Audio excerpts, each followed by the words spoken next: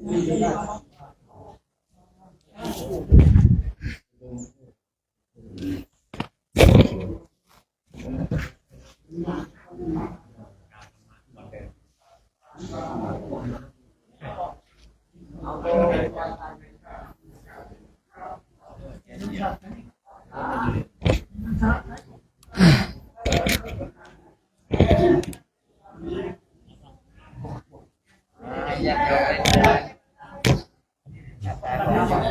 อาตอนสวดมนต์ก็ได้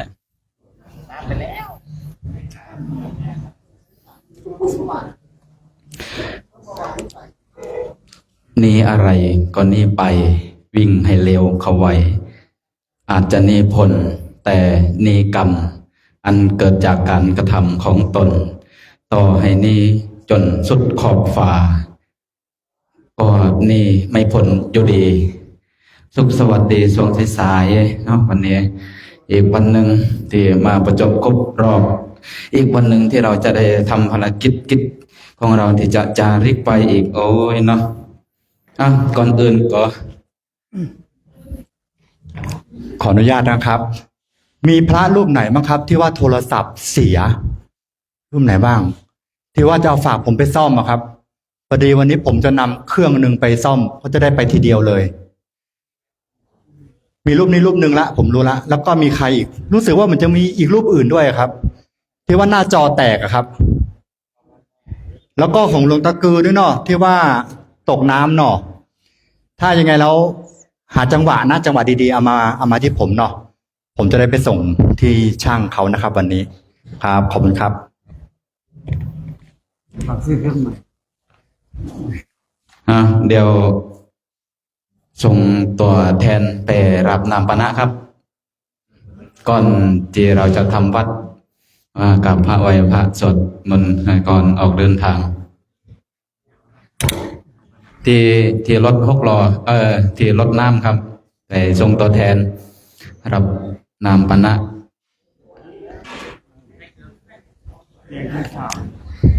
ก่อนออกเดินวันนี้ครับเติมพลังกันรู้สึกพลังจะหมดนะน่าจะดีดแน่เนาะน่าจะเดินไม่หยุดเลยแล้ววันนี้นะถึงที่พักเดินรวดเดียวจันทองจันนะเดินรวดเดียวเดินรวดเดียวถึงเขาในเมืองรถก็เยอะเนาะเดินก็ระมัดระวังก่อนเลยนะ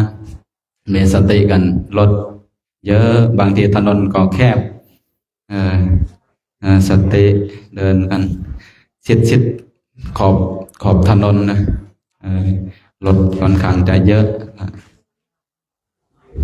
ก่อนเราจะกราบพระไหว้พระเดี๋ยวรับนามปนะก่อนจะสั่นเลยก็ได้หรือว่าจะเก็บไว้ในถุงไปสั่นตอนเดินก็ได้เนาะเพิ่มพลังก่อนเดี๋ยวเรารอความพร้อมกันเมื่อพร้อมแล้วเราจะกราบพระไหว้พระนะกราบพระไหว้พระเสร็จแล้วเราจะออกเดินจาริกกัน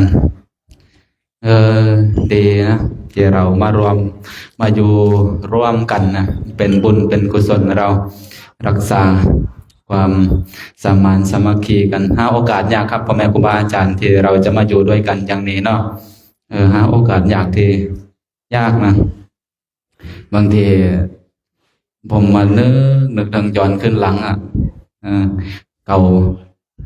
าปี10 ปีถ้าไม่มีพระเดชพระคุณหลวงพ่อมีพระเดชพระคุณหลวงพ่อดาวพระเดชพระคุณหลวงพ่อไม่ได้จัดขึ้นโครงการนี้ขึ้นนะผมน่าจะไม่ได้มาที่นี่นะความรู้สึกความคิดของผมนะพูดจากความคิดจากในใจถ้าไม่มีหลวงพ่อถ้ามีหลวงพ่อถ้าหลวงพ่อไม่ได้จัดโครงการเนี่ยน่าจะไม่ได้มาและจะไม่ได้ไปอินเดียอีกด้วยก็แต่นู้นแต่บวชใหม่ๆดูแต่ละครพระพุทธเจ้ามหาศาสดาโลกก็ศรัทธาก็อยากไปดูอยากจะไปเห็นครับทำยังไงนะจะไปได้นะก็ไม่รู้ว่าตอนนั้นก็เที่ยวไปเที่ยวมาไปขึ้น เหนือลองไต่ก็ไปเห็นอาจารย์บุญมีอาจารย์คำมัน ก็รวมตัวกันไปก็ข้ามมาก็มารวมโครงการนะนึกว่าจะมาก็ไม่รู้เพราะว่าพฤติกรรมมันอะเหมือนที่ผมเอาคำโบราณเด็กโบราณว่าสอนให้คนรุ่นหลังไว้นะว่าน้ำให้สะท้อนให้เห็นเงาสันใดพฤติกรรมของคนเราก็จะสะท้อนสันดานของเราก็สะท้อนให้เห็นอย่างนั้นนะพฤติกรรมก็การเป็นอยู่การประพฤติปฏิบัติก็ไม่ค่อยที่จะเป็นระเบียบเรียบร้อยอ่ะเป็นเหมือนคนโบราณเขาว่าเอาปูใส่ดงอ่ะเอากระปูใส่ดง มันก็กระปูมันก็จะไต่ไปทางโน้นทางนี้ละไต่ขอบดงอ่ะตัวกระผมกับเปรียบเหมือนกระปูนั่นแหละครับว่าทำไมครูบาอาจารย์การพฤติการกระทำเขาไม่ค่อยที่จะเป็นระบบเป็นระเบียบเป็นเรียบร้อย อีกวันหนึ่งพ่อแม่ครูบาอาจารย์ก็เรียกให้มาทำงานมาสวยกันเป็นพระเจ้าหน้าที่อย่างเนี้ย2 ปี 3 ปีละมั้งเนี่ย3 ปีละปีก่อนๆก็อยู่รดน้ำคอยจัดน้ำถวายน้ำให้พ่อแม่ครูบาอาจารย์ก็ปีนี้ก็พระครูบาอาจารย์ก็ให้มาอยู่ตรงนี้ผมก็พูดไม่เป็นครับไม่ค่อยที่จะพูดอะไรอยู่โน่นอยู่สำนักอยู่โน่นก็ไม่ได้ค่อยพูดไม่ได้พูดไม่ได้จะอยู่คนเดียวอยู่แค่3 เดือนเองอยู่วัดที่สำนักอยู่แค่3 เดือนจำพรรษาออกพรรษาก็ไปภูเขาบ้าง ไปที่อื่นบ้างส่วนมากไม่ได้คอยอยู่วัดไปไม่ได้คอยมีโครงการบางทีครูบาอาจารย์ก็สักส่วนคือปีนี้น่าคิดจะไม่มาแล้วครูบาเสียงก็ส่วนมาก็บัตรสปอร์ตก็จะหมดท่านก็ทำบัตรสปอร์ตให้ก็เลยขามมาทำบัตรสปอร์ตเสร็จก็ขามมากันมาไทยแต่เราก็ใกล้จะถึงวัดดอยแล้วถวายวัดกันหรือยังนำปานะเต็มร้อยรับกันหมดหรือยังหมดแล้วเนาะทำเมื่อเราจะกราบพระไหว้พระเตรียมออกเดินทางกันเนาะเดี๋ยวเรานั่งคุกเข่าขึ้นเดี๋ยวกราบพระไหว้พระกัน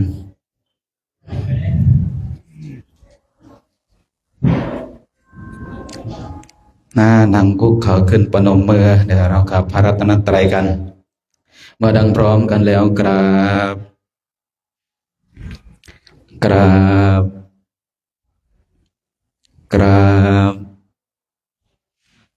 แล้วก็โอกาสคณะสงฆ์เป็นต้นเสียงนำธรรมวัดก่อนออกเดินทางนะวันนี้โยสุภะคะวะอะระหังสัมมาสัมพุทโธสวากขาโตเยนะภะคะวะตาธัมโมสุปฏิปันโนยัสสะภะคะวะโตสาวกสังโฆธัมมยังภะคะวันตังสัทธัมมังสัสสังฆังอิเมหิสการะหิยะถาระหังอาโรปิเตอาภิปุสยามะสาธุโนพันเตภะคะวะสุจิระปริเนพุตโตเปปัสสิมาสนตานุกรรมปมานาสาอิเมสการะทุขตะปนาการะพุเตปฏิคันหาตุอัมหากังทีคารตังหิตายะสุขายะอะระหังสัมมาสัมพุทโธภะคะวาพุทธังภะคะวันตังอภิวาเทมิสวากขาโตภะคะวะตาธัมโมธัมมังนัมมัสสามิสุปฏิปันโนภะคะวะโตสาวกสังโฆสังฆังนะมามิธ หันตมยังพุทธัสสะภะคะวะโตปุปภาคณามะการังกโรมาเสนะโมตัสสะภะคะวะโตอะระหะโตสัมมาสัมพุทธัสสะนะโมตัสสะภะคะวะโตอะระหะโตสัมมาสัมพุทธัสสะนะโมตัสสะภะคะวะโตอะระหะโตสัมมาสัมพุทธัสสะหันธมยังพุทธานุสติธัมมานุสติสังฆานุสตินายังกโรมะเสเอติปิโสภะคะวะอะระหังสัมมาสัมพุทโธเวสสาจารณะสัมปันโนสุขโตโลกวิทูอนุตตรปุริสธรรมชารติสัทธาเทวมนุสานังโทภควะเตสวากขาตัวภควตาธรรมโมสันติติโกอากาลิโกเอหิปัสสิโกโอปนัยิโกจัตตังเวทิตามโพเวียนโยเห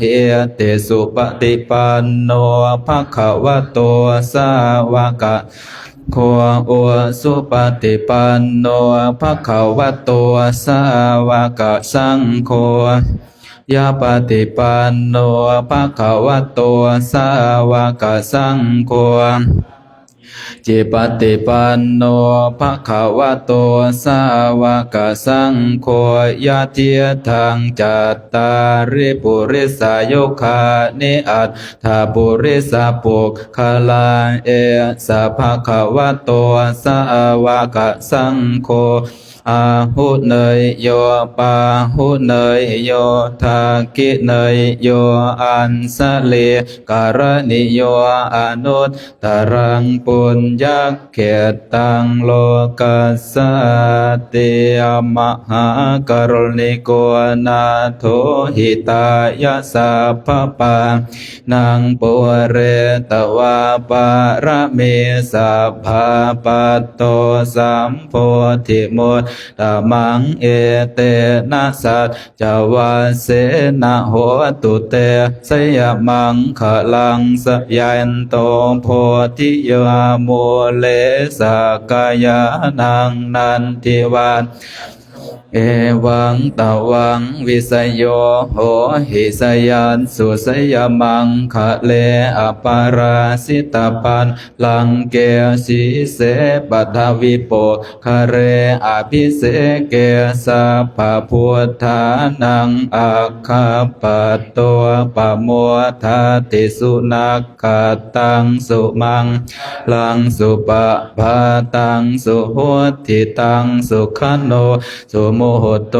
จะสุเยทังพรหมจาริสุปทักกินังกายกรรมังวาจากรรมังปทักกินังปทักกินังกัมมังปะเนติเตปะทาคินาปะทาคินานิกาตวานาลพันตัดเทปะทาคิเนเมตตายาภิกขเวเจโตวิมุตติยาอาเสวิตายาภาวิตายาปะหุเลยะยาเนกตายะวันทุกตายะอนุนติตายะปริจิตายะสุสมารัตถายะเอกาทัสสานิสังปฏิกังขากตเมเอกาทัสสะสุขังสุปฏิสุขังปฏิภูสตินาปาปะกังสุพินังปัสสติมนุษนังปิโยโหติอมโนสานังปิโยโหติเทวตาราคันตินาจาอาคิวา วาสัทธังวากามติตุวตังเจตังสมาธิยติมุขวันโนเวปัสสิทาติอาสัมมุระโหกาลังกโรติอุตเรงอาปติเวสันพรหมโลกุปะโคโหติเมตตายาภิกขเวเจโตวิมุตติยาอาเสวิตายาภาวิตายาปะหุเลยาเนกตายาวันทุกตายาอนุทิตายาปาริจิตายาสุสมาราธายาอิเมกาทัสสานิสังสาปฏิกังคาติธรรมโวจะภควาตมนาเตภิกขุภควโตภาสิตังอภินันทุนเตภวตุสัพพมังคลังราคันตุสัพเทวตาสัมภพุทธานุภาเวนัสทธาโสทิภวันตุเตมภวตุสัพพมังราคันตุสัพพเทวตาสัพพธรรมานุภาเวนัสทธาโสทิภวันตุเตภวตุสัพพมังราคันตุสัพพเทวตาสัพพสังฆานุภาเวนัสทธาโสทิภวันตุเตหันตมยังเมตตาปรนังกโรมาเสสัมเพสัตตาอเวราหุนโตขอสัพพสัตว์ทั้งหลายทั้งปวงที่เป็นเพื่อนทุกข์เกิดแก่เจ็บตาย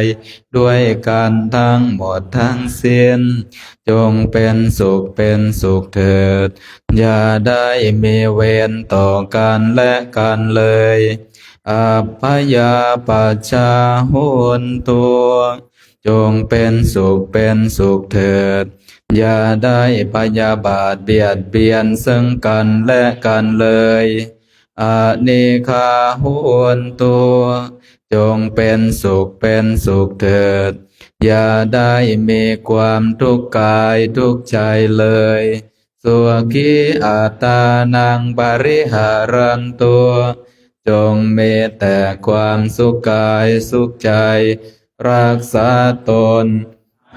รอดพ้นจากทุกโทษเป็นภัยอันตรายทั้งปวงจงทุกทั่วหน้าเถิดการตั้งปุญญาพลังไมหังสัพเพภาคีภวันตุเตขอสัพพสัตว์ทั้งหลายทั้งปวงเหล่านั้นจงเป็นผู้มีส่วนได้เสวยผลบุญที่ข้าพระเจ้าทั้งหลายได้บำเพ็ญแล้วนี้เถิดกราบพร้อมกันอะระหังสัมมาสัมพุทโธ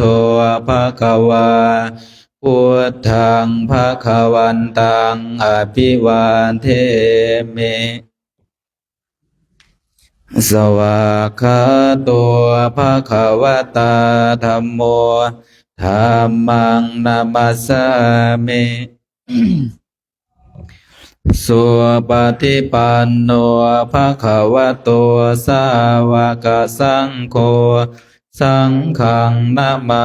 มิมาตาปิตุกรุณังอหังวันทามิครูอุปสาจาริยากรุณังอหังวันทามิน้อมจิตน้อมใจกราบคุณครูบาอาจารย์อีก3 ครั้งพร้อมกันแล้วกราบกราบกราบสาธุนะ ขึ้นเอาสัมภาระขึ้น เดี๋ยวเราฟังโอวาทจากพระแม่ครูบาอาจารย์ก่อนออกเดิน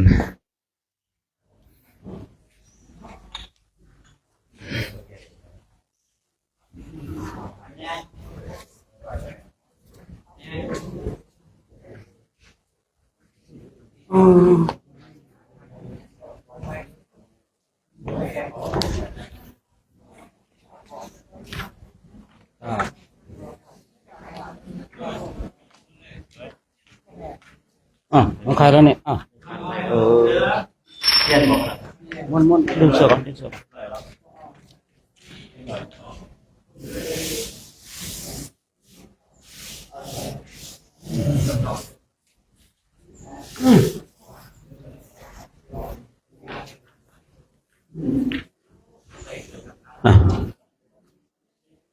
เมื่อกี้ไปคุยกับเนนมิกมาว่ามีคลิปลับ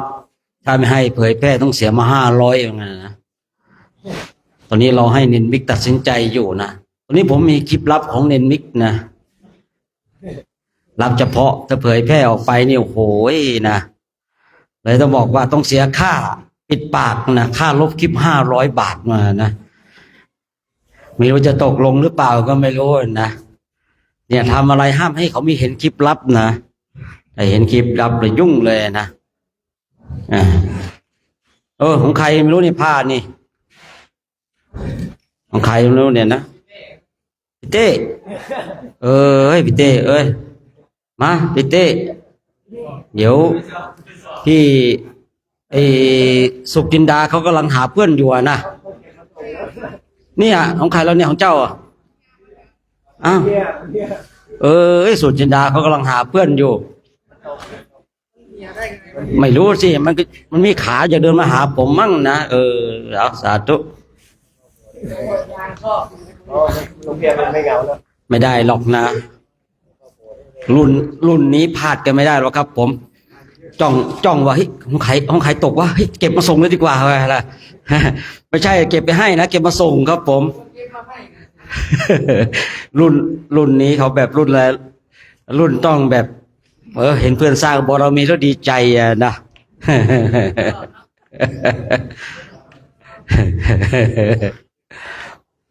ไม่ได้หรอกครับผมนะต้องอยู่ด้วยสตินะต้องอยู่ด้วยสตินะวันนี้เราก็ดื่มน้ำปนะไปแล้วนะโอ้หลากหลายเนาะโยมวินัยเขาก็นำน้ำปนะมาของเราก็ถวายเครื่องชูกำลังแหละนะแม้ถ้าได้รับสปอนเซอร์จากเขาเนาะโอ้โหประกาศทุกวันเลยนะแม้เราทุกวันเลยเนาะถวายกันเนาะจะปัจจัยจากที่เราท่านทั้งหลายกันญาติโยมเตะรวมมาถวายก็เลยถวายไปนะผมเคยตั้งว่านะถ้าเรามีเราจะไม่ยอมอิ่มอยู่คนเดียวเราจะอิ่มกันพร้อมๆกันนะผมเคยตั้งจิตไว้นะว่าเมื่อใดก็ตามที่เรามีเนี่ยเราจะไม่ยอมอิ่มอยู่คนเดียวนะเราจะต้องพาหมู่คณะอิ่มด้วยนะคือไม่ยอมอิ่มอยู่คนเดียวเนาะต้องอิ่มด้วยกันตอนนี้กลุ่ม3กลุ่ม4เรียบร้อยนะกลุ่ม1กลุ่ม2ไม่รู้เป็นยังไงไม่รู้นะสงสัยกำวางแผนจะหาเพื่อนกันละก้ากว่าจะพี่เต้กับกลัวสุจินดาจะเหงานะเอาเลยไม่เป็นไรเพื่อนกันนะเพื่อนกันไปด้วยกันก็ได้อยู่นะยังไงจะทำอะไรก็สงสารหัวหน้ากันบ้างเด้อยังไงจะทำอะไรก็สงสารหัวหน้าบ้างนะสงสารอาจารย์เอกสงสารหลวงตาประหยัดบ้างนะแม้เมื่อไรก็ตามเหมารวมทั้งกลุ่มเลยยุ่งเลยสงสารหัวหน้าบ้างนะแต่จริงผมก็ให้ความเกรงใจนะพระเถระมหาเถระเนี่ยนะแต่ว่าบางสิ่งบางอย่างเนาะหน้าที่ครับผมจริงๆเนาะที่ผมก็ไม่อยากจะไปดุไปด่าไปว่าใครนะแต่บางทีมันก็แหม่กันหน่อยนึงเนาะจริงๆเนี่ยผมเนี่ยแนวทางผมอยู่สองแนวทางชีวิตผมนะ1คือเปลี่ยนผ้าครับเปลี่ยนผ้านี้แต่ผมไม่ได้สึกนะคือผมจะนุ่งผมแบบคนทั่วไปแต่ว่าใจของเราเนี่ยยังเป็นพระเราจะไม่สึกนะครับ2แบกกฎแบกบาตรเข้าป่าเราหายไปเลยครับแนวทางชีวิตผมบั้นปลายชีวิตผมมี2แนวทางครับเพราะว่าผมรู้ว่าต่อไปวิกฤตของศาสนาเนี่ย พระที่อยู่ยากครับยิ่งพระที่มีหิริมีโอตตัปปะเนี่ยจะอยู่ยากใหญ่ครับผมก็เลยว่า2 แนวทางชุดของผมคือ1ผมเปลี่ยนชุดครับแต่ผมไม่ได้สึกนะแต่ผมไม่สึกแต่ผมก็จะอยู่แบบนักบวชแต่ผ้าของเรานี่ไม่ใช่ผ้ากาสายะอะไรนั้นเองนะครับ2ผมก็จะแบกกฎแบกบาตรแล้วหายจากวงจรไปเลยคือพูดง่ายๆว่าไปตายเอาดาบหน้าถ้ำไหนป่าไหนแค่นั้นเองนะคือไปเลยครับ2 แนวทางของผมเพราะว่าผมเห็นคือพูดง่ายๆว่ามันเริ่มเหลวไหลกันเยอะครับผมนะแต่ผมคุยบ่อยๆนะคุยบ่อยๆเรื่องนี้เพราะว่ายังไงคือพูดไปกับพวกกันเองอีกเนาะ ก็แนวทางนะของผมเองนะคือต่อไปเนี่ยคือวันหนึ่งถ้าผมหลุดไปหายไปเลยแสดงว่าผมเตรียมตัวจะตายแล้วผมเตรียมตัวที่จะแบกกฎแบกบาตรแล้วไปตายสินะโดยที่ไม่มีใครเห็นนะครับ2ถ้ายังเห็นผมอยู่ในอนาคตแสดงว่าผมก็จะไม่นุ่งผ้ากาสายะละนะครับผมคุยมาหลายปีแล้วนะผมจะไม่นุ่งแบบนี้แต่ว่าผมไม่สึกนะผมก็จะทำชีวิตใช้ชีวิตกับความเป็นพระของเราเพราะว่าเราเนี่ยอยู่ในเพศของพระบัญชิตเนี่ยมากกว่าคฤหัสถ์จิตของเราเนี่ยมันเสพความคุ้นเคยกับพระมากกว่าคฤหัสถ์แล้วนะฉะนั้นเนี่ยบางทีเนี่ยคือผมว่าใครอยากกระชากผ้ากาสายะออกจากกายผมแต่ไม่สามารถกระชากความเป็นพระที่อยู่ในใจของผมได้ใครก็ตามคนบนโลกนี้อาจจะมาจุดกระชากผ้ากาสายะออกจากกายผมได้ครับแต่ไม่มีใครที่จะสามารถกระชากความเป็นพระที่อยู่ในใจผมได้ผมพูดอย่างนี้ตลอดนะครับผมเพราะว่าน้องแนวทางผมเนี่ยคือผมจะไม่ไปมียศมีตำแหน่งไม่ไปเข้าไปอยู่ในวงจรอุบาทอย่างแน่นอนผมกล้าพูดนะเพราะว่าผมก็คือมีแนวทางเตรียมตัววางชีวิตของตนเองเพราะว่าผมก็คงจะอยู่กับหมู่คณะไม่นานนะครับตัวนี้ก็ชีวิตมันก็ค่อนไปแล้วครับผมเหลืออีกไม่นานนะครับเหลืออีกไม่นานและฉะนั้นก็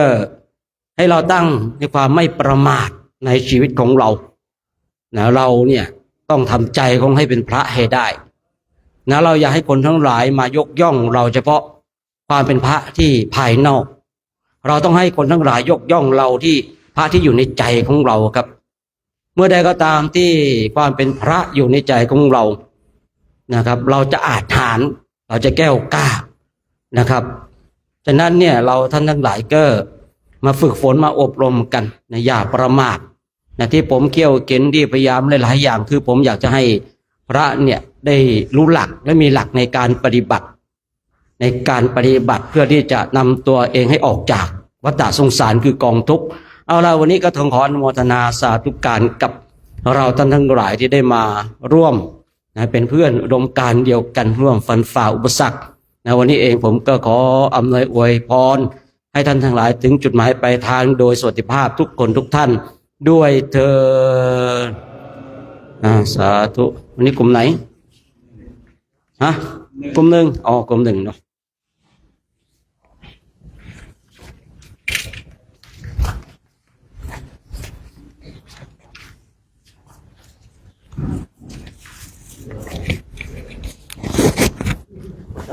ผมว่าเอาให้คนละกรรมมาทำไป เอาไปไว้พรุ่งนี้ดีกว่าใส่รถไปพรุ่งนี้ดีกว่า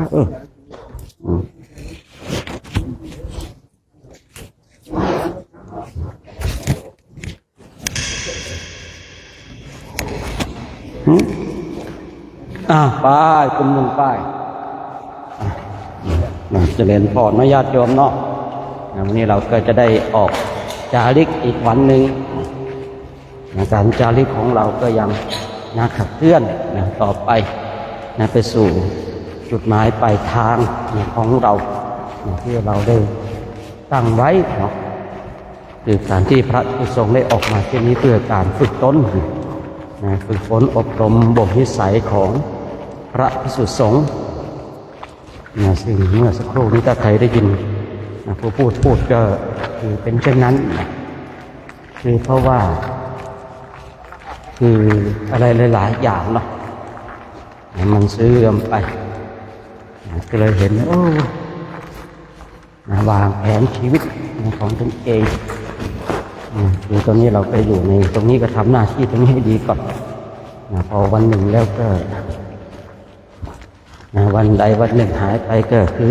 ตามนั้นซ้ายขวาพี่ยศดูบ่ดูอยู่อ่ะตรงนี้เราชาปนสถานญาติโยมทุกคนอย่าตั้งอยู่ในความประมาทเนาะเราต้องไม่ประมาทในชีวิตต้องไม่ประมาท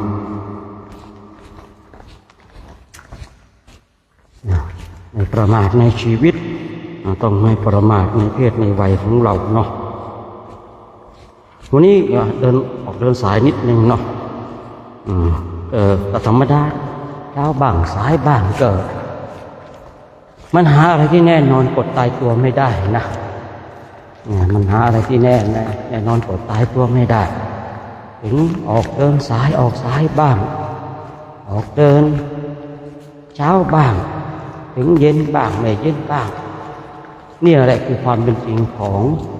การออกดาริกธุดงค์นะมันไม่มีกฎตายตัวว่าต้องออกกี่โมงยังไงคือเราจะต้องปรับไปตามสภาพทำไมเราต้องมาเรียนรู้จากการปรับสภาพชีวิตเราถ้าไม่รู้จักการปรับสภาพนี้ก็ลำบากนะก็ลำบาก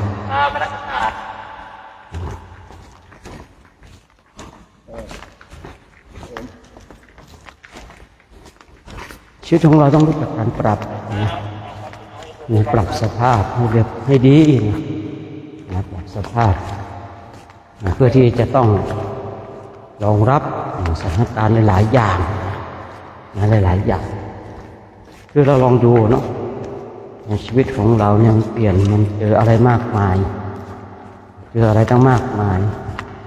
คราวนี้เราก็ถ้าเราไม่รู้จักการปรับตัวเราอยู่ไม่ได้นะคน50-60เนี่ยถ้าไม่รู้จักการปรับตัวนี่แย่เลยนะยิ่งบุคคลที่ไปเกษียณออกเสียจากราชการนั้นโอ้โหนี่ไปกันใหญ่เลยนะอันนี้ต้องปรับตัวให้มากนะยิ่งบางคนมียศมีตำแหน่งมีคนห้อมล้อมแล้วมีทำไมดีแจงอะไรเปิดอยู่นั่นนะเปิดอยู่นะ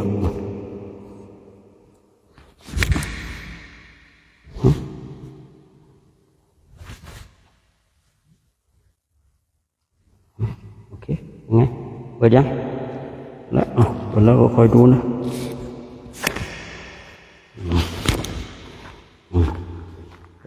เทคโนโลยีเนาะแล้วก็ต้องคอยว่ากันไปดังมั่งไม่ดังบ้างบรรยากาศไม่ยากรวมเนาะ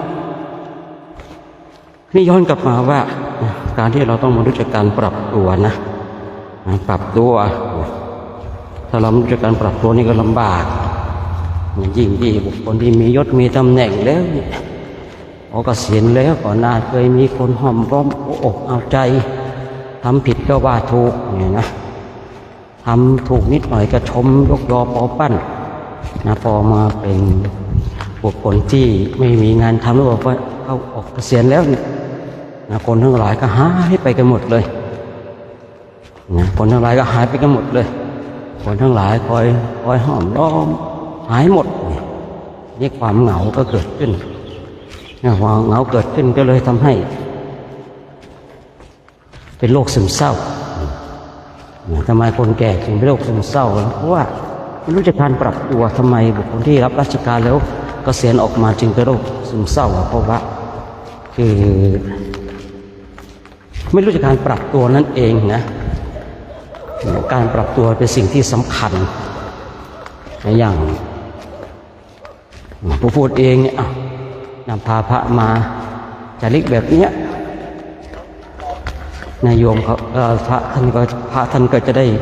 รู้จักการปรับตัวแล้วว่าเราต้องอยู่อย่างไรสถานการณ์แบบใดทำตัวแบบใดเนี่ยเมื่ออย่างนี้ปุ๊บเนี่ยเขาก็ค่อยการปรับตัวเขาก็จะเข้าใจในอนาคตเขาก็จะชัดเจนในเรื่องของการปรับตัวคือเราปรับเพื่อให้อยู่ได้แต่ไม่ใช่ปรับแล้วเสียธรรมพระเนี่ยปรับให้อยู่ได้แต่ห้ามเสียธรรมโดยเด็ดขาด ถ้าพระเราเนี่ยปรับแล้วอยู่ได้แต่เสียธรรมอย่างนั้นไม่ควรที่จะปรับนะคือปรับเนี่ยเข้ากับยุคเข้ากับสมัยแต่อย่าไปเสียธรรมนะอย่าไปเสียธรรมนะธรรมที่พระพุทธเจ้าทรงตรัสไว้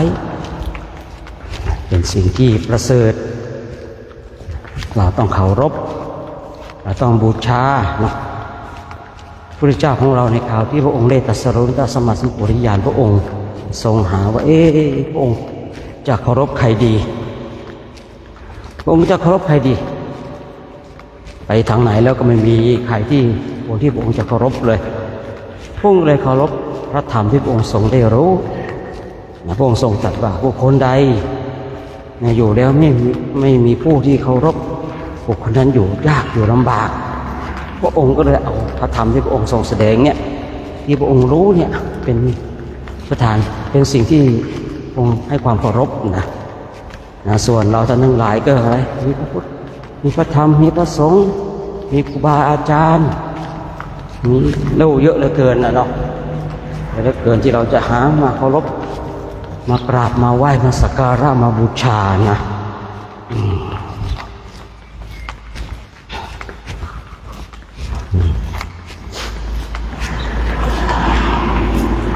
อันนี้เรากำลังออกถนนใหญ่อีกแล้วเนาะเขาออกเราก็จะเข้าออกถนนกันแบบนี้แหละ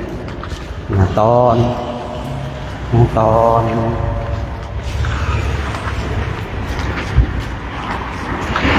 เช้าเราก็ถึงภาพแบบนี้เพราะว่าเราพักต้องดูสถานที่บิณฑบาตด้วยเนาะตอนเย็นเราเห็นภาพพระเดินเข้าที่พักลักษณะเช่นนี้นะแต่ช่วงกลางวันเนี่ยบางช่วงเนี่ยที่ไม่ได้เห็นเนี่ยบางทีบางคนเกิดเราคิดว่าเราเดินตามถนนตลอดทั้งวันแล้วบางช่วงก็พาลัดซ้ายลัดขวาเข้าทุ่งเข้าท่าเข้าป่าเข้าเขาบ้างก็จะเป็นเช่นนั้นนะ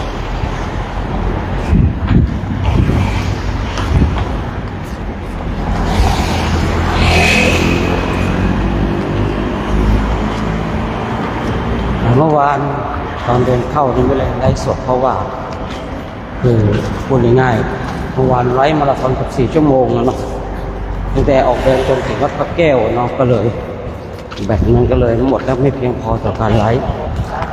ก่อนที่จะถึงที่พักเลยมันเป็นไลฟ์เลยนะไม่เป็นไร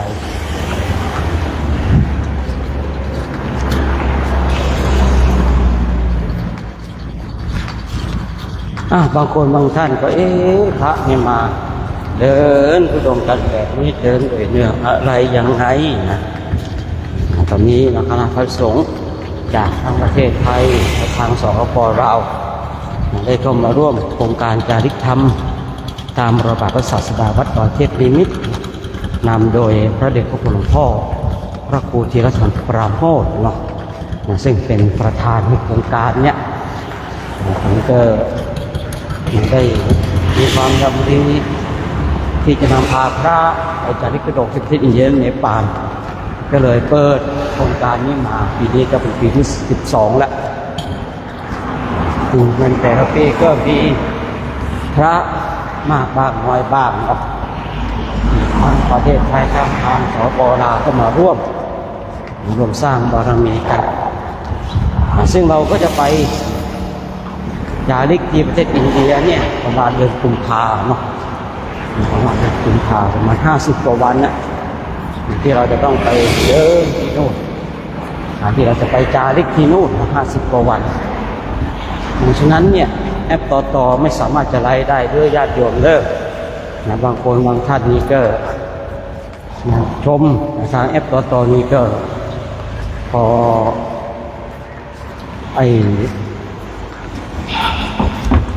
เดือนกุมภาหรือว่าจะแอบไปส่งดูก่อนก็ได้เนาะของโครงการนี้ก็คือชื่อว่าจาริกธรรมตามรอยบาทพระศาสดาส่วนของพระพุทธเองก็แอปบ้านฟ้านะสุขใจไม่ได้ทำนะบอกว่าไปประเทศอินเดียแล้วก็จะไลฟ์ทางแอปสีฟ้ากันเนาะ ได้ปลาเพราะว่า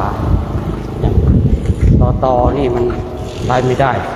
อินเดียเขาแบนนี่นะมันก็แบนถึงบางคนบางท่านนี่ก็อยากจะไปดูจะไปหาความรู้เนาะเกี่ยวกับสังเวชนียสถานทั้งสี่ที่ประเทศอินเดียและเนปาลนี่ก็ติดตามได้เนาะนะทางโครงการก็สุดทางโครงการก็จาริกทำตามรอยบาทพระศาสดานะส่วนของผู้พูดเองก็สุขใจเมื่อได้ทำนะพิมพ์ไปเถอะก็จะเห็นอยู่เนาะก็จะเห็นอยู่ญาติโยมเนี่ยมีโยมมีคนก็คิดว่าเดินตามถนนตลอดทั้งวันไม่หรอกเนาะอย่างที่บอกไว้นะว่าคือเราเนี่ยอิงความเป็นจริงไม่ได้อิงแบบความคิดนะอิงทางความจริงไงเนี่ยไอตอนเราเดินไปเนี่ยเราเดินไปโปรดคนไม่ได้ไปโปรดสิงสารสัตว์อะไรเนี่ยคนอยู่ที่ไหนคนอยู่ตามหมู่บ้านเนี่ยตอนเย็นเนี่ยตอนเย็นเนี่ยเราก็ต้องเดินเข้าหมู่บ้านหาที่พักวัดบ้างป่าช้าบ้างตอนเช้าเราก็ต้องเดินออกใช่หรือเปล่าเนี่ยตอนเดินออกเนี่ยบางทีเราก็รถแรกๆแบบนี้เราก็จะเห็นบางวันนะอันนี้ต้องบอกว่าบางวันที่เราหลบซ้ายหลบขวาถนนใหญ่ได้บางทีก็เข้าป่าลัดไปเนี่ยถ้าใครติดตามก็จะเห็นว่าบางช่วงนี้ก็จะยังไม่หมดเวลาไลฟ์เนี่ยก็ยังเห็นภาพอย่างพระต้องลุยป่าลุยเขาลุยน้ำลุยคลองหนองบึงกันอยู่นะแต่ตอนที่เราไลฟ์เนี่ยคือมันเป็นช่วงของการเริ่มต้นออกแล้วก็จะเข้าที่พักมันก็เลยเห็นภาพของการเดินบนถนนนะถามว่าทำไมต้องไปพักตามวัดตามป่าช้าล่ะมันใกล้หมู่บ้านคนเนี่ยคราวนี้เนี่ยก็ต้องบอกว่าอาหารอยู่กับคนท่านทั้งหลายคือเรามาคณะใหญ่แบบนี้เราไม่ได้มีโรงครัวติดตามมาถึงขนาดว่าไม่ต้องทำอาหารทำไมมีรถก็ไปเลยกันไปเลยยังไงเล่นไปเลยเล่นไปเลยมันตรงไปไม่ใช่เหรอเนี่ยคือบางคนไม่เข้าใจเนาะเอง2 ช่วงเวลาแล้วก็ตัดสินนะทั้งหมดถึงการเดินไม่ได้ญาติโยมนะ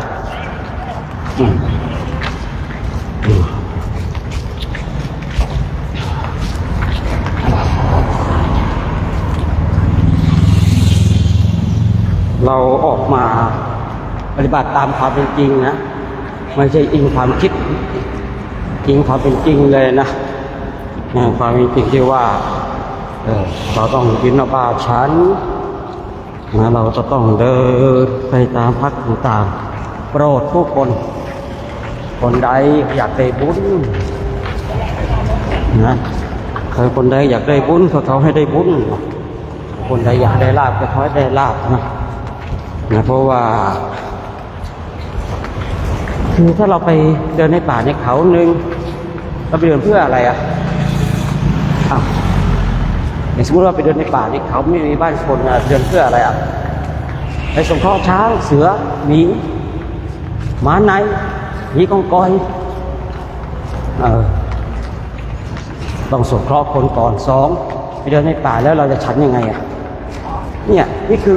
เราต้องกินความเป็นจริงอย่ากินความคิดบางคนโลกสวยใช่ไหมโลกสวยคือเราต้องอิงความเป็นจริงท่านทั้งหลายไอ้แค่นี้เราก็รู้แล้วใช่หรือเปล่าว่าการที่เราเป็นพระเนี่ยต้องอิงชาวบ้านนะที่ผู้พูดเองนำส่วนไว้ว่าชีวิตนี้อยู่เนื่องด้วยผู้อื่นเราควรทำตัวให้เขาเลี้ยงง่ายเนี่ย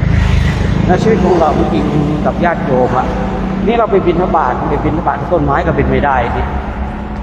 ก็ต้องบิณฑบาตกับคนใช่หรือเปล่าแล้วก็ให้เราไปเดินในป่าเอาไหมคนที่ว่าให้ไปเดินในป่าเนี่ยมาคอยทำอาหารถวายพระเราไปเดินให้ดูนะเนี่ย80-90 ชีวิตเนี่ยแต่ให้ไปเดินในป่าได้นะจะ2ศรัทธาให้แต่ว่าคนที่ว่าอย่างนี้ต้องไปทำอาหารถวายแล้วก็ไปด้วยนะ เราจะได้ไปอยู่ในป่าในเขากันนะมื้อนึงก็โห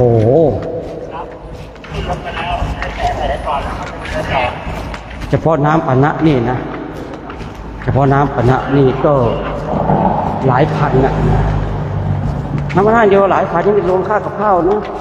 ฉันข้าวแค่มื้อเดียวนะเนี่ยไปได้เดินในป่าในเขา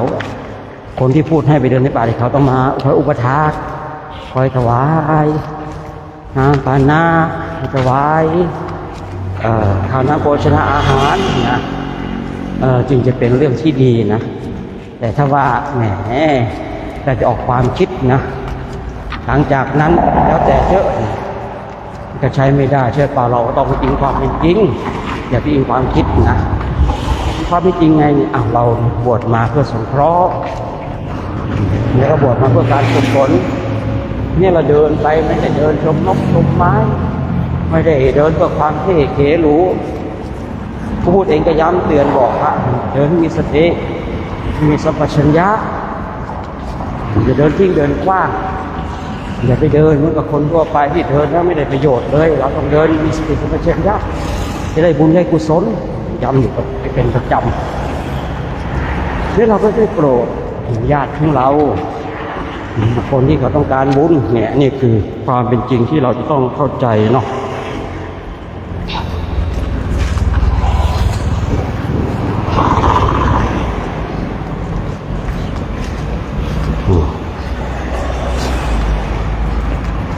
ก็มีโยมเขาติดตามพระอาจารย์ไปด้วยนะครับอินเดียไปด้วยโลกไปด้วยโอทิศตาทิพย์นะที่บอกว่าโอทิศตาทิพย์คือไปอินเดียเนี่ยบางคนไปกายเนื้อไม่ได้กับไปกายทิพย์แล้วเนาะนะคือเป็นการดูไลฟ์สดแต่ไลฟ์สดได้แค่ช่องเดียวนะญาติโยมนะทางบ้านฟ้านะแอปตัว Fนะแอปตัว F เนี่ย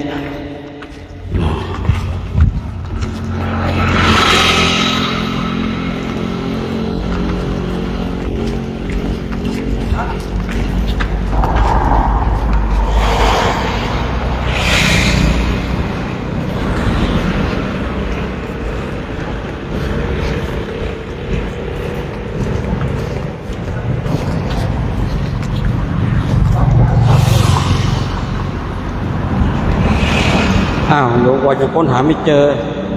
กดที่หน้าโปรไฟล์แอปบ้านดำแอปต่อเนี่ยเข้าไปที่หน้าโปรไฟล์เนี่ยก็จะแปะลิงก์ไว้อยู่นะลิงก์กดโยมก็จะพาไปเลยนะจะพาไป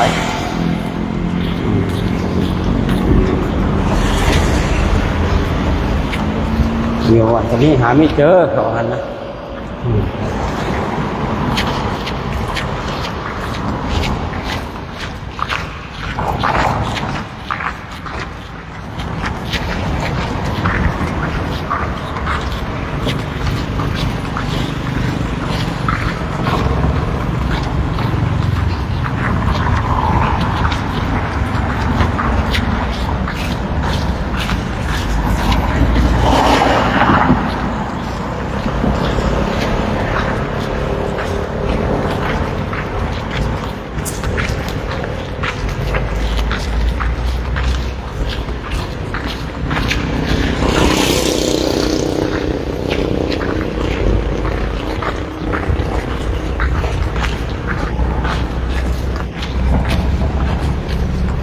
นี่บ้านฟ้าก็คอมเมนต์กันเยอะเลยเนาะ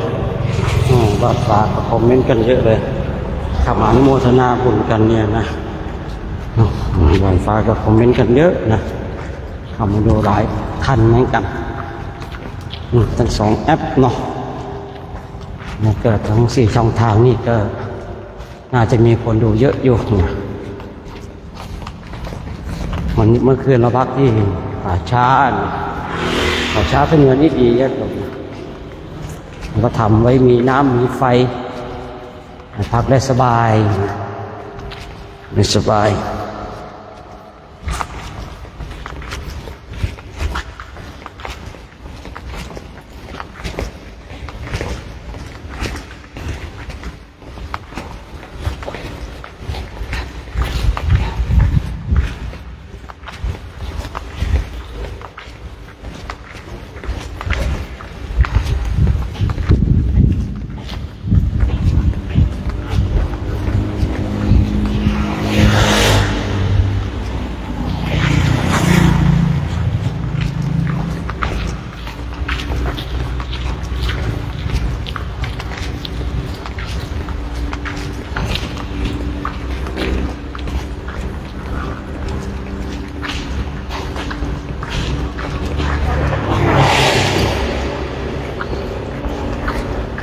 เอาละน้อยญาติโยมเนาะ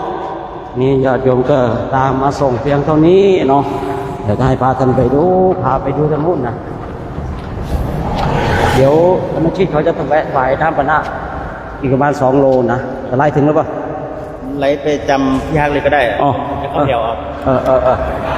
แล้วก็ไปตอนที่ว่าจะถวายน้ำปะนะก็มาข้างหน้ากันแล้วกันวันไหนมันสะดวกเราผมจะสัมภาษณ์ โอเคครับ วันไหนมันสะดวกเราผมจะเข้าอย่าง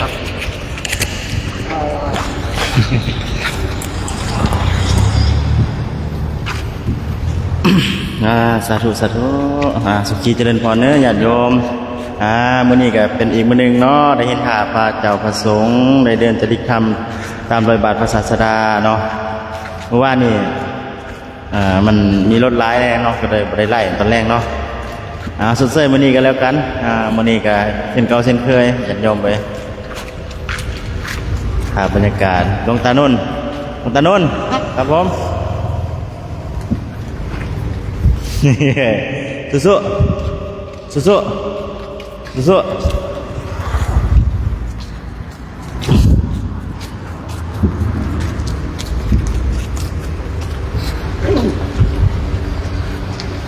เอาใช่ไหมไหม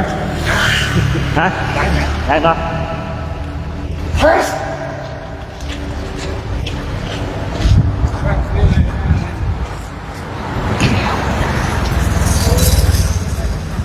สาธุ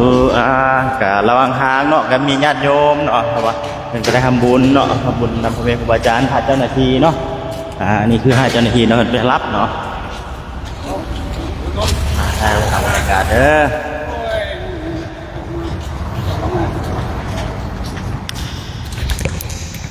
สวัสดีซีสบายดีไหมเอาโยมมีคนนึงไหนล่ะ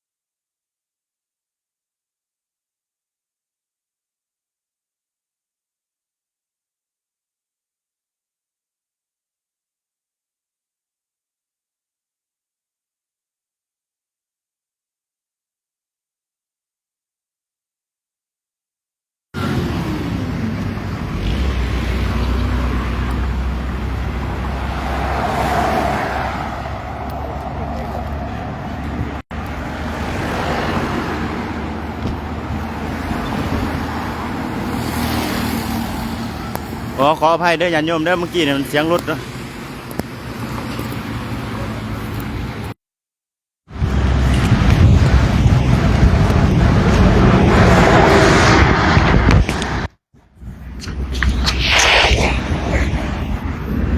เสียงมาเลยบ่ญาติโยม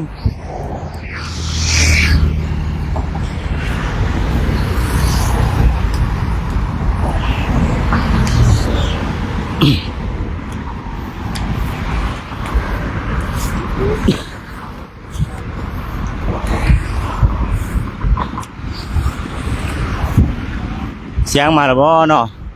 โอซาหมู่ทางนั้นว่าแต่ เสียงบ่มีเนาะเอาขออภัยนิดนึงเมื่อกี้ลืมเช็คขนาดไม่ปิดอยู่เอามาแล้วบ่มาแล้วรีบหิ้มเล็กนึงเข้ามาเลยเด้อรบกวนหิ้มเล็กนึงเขามาหน่อยครับ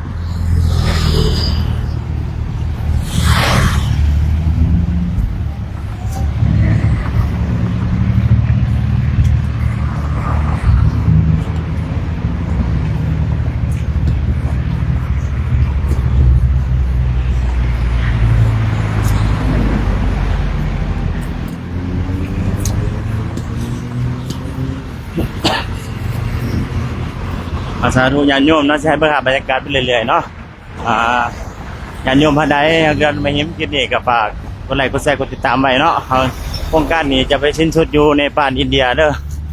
ตอนนี้ยังอยู่ประเทศไทยอยู่เพิ่นจะไปสิ้นสุดอยู่เรื่องอินเดีย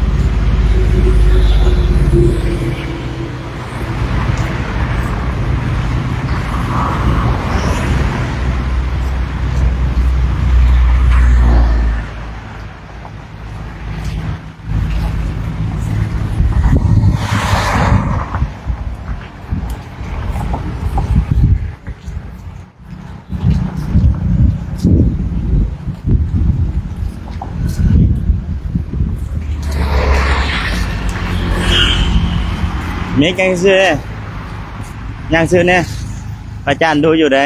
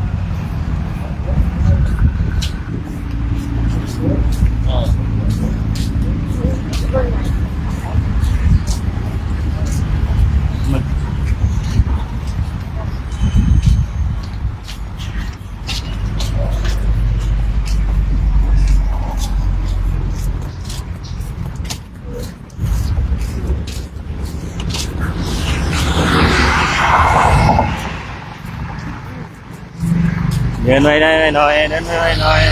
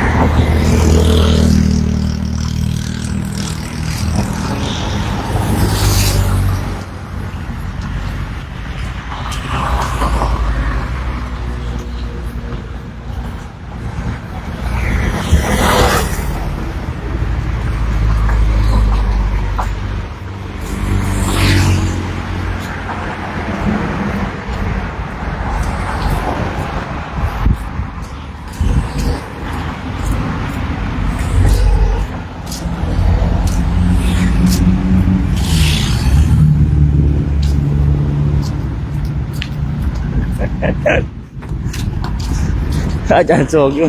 เบิ่งอยู่ได้น่ะบ่เขาแถวน่ะเอาดีๆเด้อาจารย์ดูอยู่เด้อ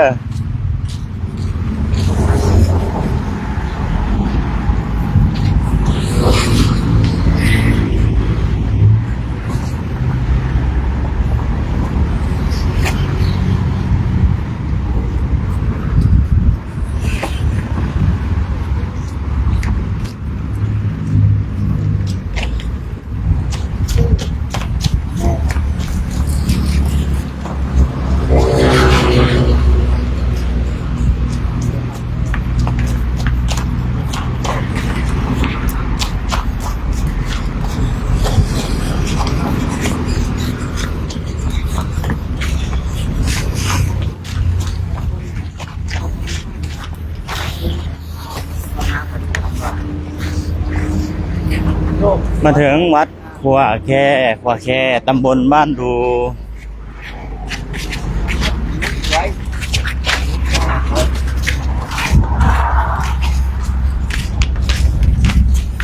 สาธุสาธุ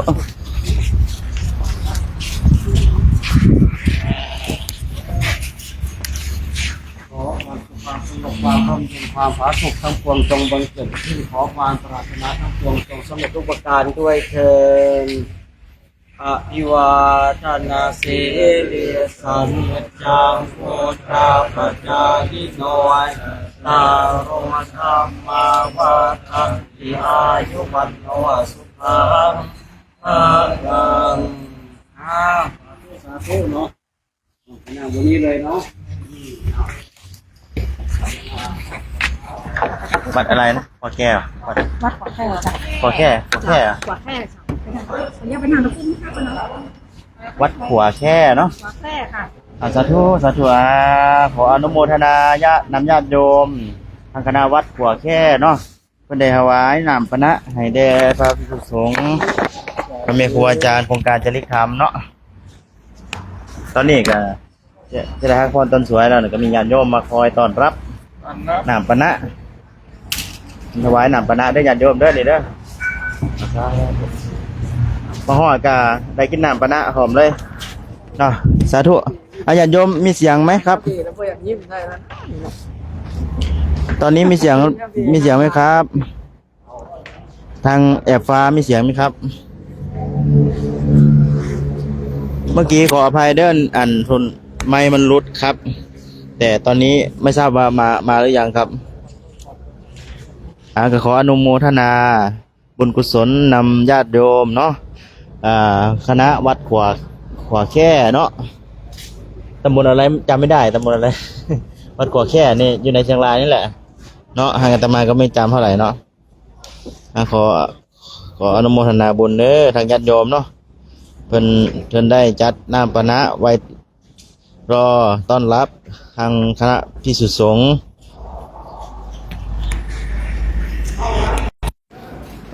ครับผมเนาะ ไม่มีเสียงเนาะก็สิหอดไมค์เลยเนาะเอาเสียงจากมือถือเลยเนาะขออนุโมทนาสาธุนำญาติโยมเด้อที่คอยต้อนรับถวายน้ำปนะให้แด่พระภิกษุสงฆ์องค์สามเณรเนาะบ้านดูค่ะครับผมบ้านดูเนาะน้อมนมัสการอนุโมทนาสาธุเนาะเอา ตาชี้หน้าข้างล่างเนาะ เอออนุโมทนาบุญกุศลนำศรัทธาญาติโยมจากบ้านวัดขัวแคเนาะตอนนี้ทางครูบาอาจารย์เพิ่นกะได้สารน้ำปนะแล้วเนาะตอนนี้ถึงกระหักพรเบรกหนึ่งเนาะตอนที่หนึ่งเนาะอยู่ในวัดเนาะเนาะสาธุญาติโยมเด้อทานใดมีใจบุญเป็นกุศลเนาะอยากถวายน้ำปนะบ่ก็สามารถทักเส้นหรือว่า ยิ้มได้เลยไหม ติดต่อเข้ามาได้หยิบได้ครับพระอาจารย์สาธุหยิบได้เลยเอาแม่ชีเอาวันนี้ตกรถเหรอตกขบวนเหรอ ตกขบวนยังมือลม อ๋อล่มเนาะโอ้สาธุเอานิดนึงปิดเอานะ เงินหิน เราประสบการณ์ให้ญาติโยมฟังหน่อยเป็น ตอนแล่นขามไฟแดงหันกับมือลงอยู่ในยังท่อน้ำนะใกล้ท่อน้ำเป็นยังบอกว่าเป็น เออ อยู่ในหันนะมันมืนขี้หินมันเป็นอ่างนั่นนี่มันมืนขี้หินมันลงนั่นนี่ เจ็บบ่ เจ็บได้หนึ่งถลอกได้หนึ่ง ทำแม่แล้วเนาะ สบายมาก เอาเมื่อกี้นี่อยากเดินไปถามสิเอ้าโยมคนหนึงไปไหนน่ะเป็นบาล้มอะไรเนี่ย มันล่ม เอา มืนได้หนึ่ง แซ่บไหมสิแซ่บไหม อุบัติเหตุได้หนึ่งลงไปในภูมิเมืองคือมันปั๊มลงเก็บเดียว อ๋อสาธุ ว่าเป็นยังว่าเป็นยัง สาธุอุบาสก อุบัติเหตุเนา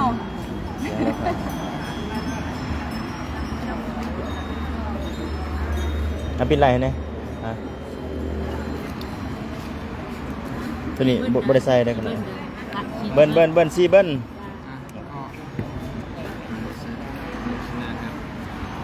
ญาติโยมผู้อยู่บ้านที่เห็นอยู่นี่ก็คือเจ้าของเรานั่นก็คือที่บ้านประธานอาจารย์ที่นี่นิมนต์มาพักผ่อนเหนื่อยนะถ้าเขาเพราะว่าน้ำการนับพอดีพอดีนั่นแหละคุณนั่นแหละที่ตรงนี้ก็ได้นั่นมีที่ลงอยู่ทุกวันเหลือ2 คนบอกขอยุติแม่ชีบรรยากาศสดใสวันนี้ไว้เจอกันตอนเย็นอีกครั้งนึงเจริญพร เนี่ยเอ็กโคเขาปรับเอ็กโคมันเป็นเสียงเอ็กโคปิดก่อนเลย แล้ว